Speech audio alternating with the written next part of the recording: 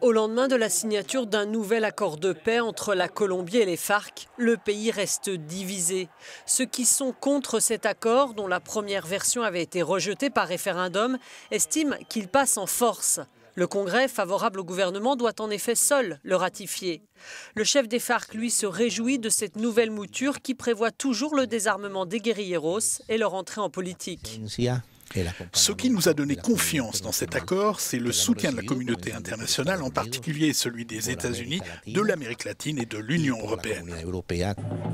Plus surprenant, les victimes sont pour la plupart en faveur de l'accord de paix, comme Clara Rojas, otage des FARC pendant 6 ans, aux côtés d'Ingrid Betancourt. Timoshenko a demandé formellement pardon à toutes les victimes et a plaidé pour que les mots et pas les armes prévalent pour tous les Colombiens et que plus personne ne meure pour ses convictions politiques. Je crois que c'est vraiment un compromis.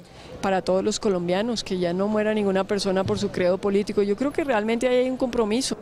À partir de mardi, le Parlement va débattre sur le texte révisé qui concède toujours trop d'impunité aux guérilleros des FARC, selon l'opposition menée par l'Église et l'ancien président Uribe.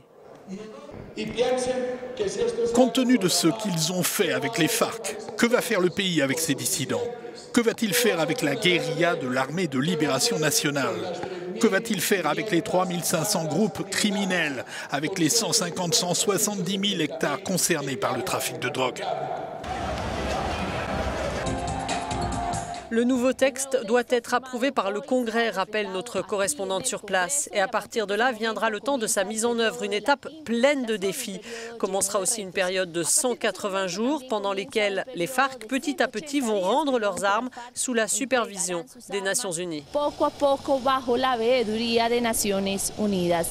En Bogotá, Natalia Orozco para Euronews.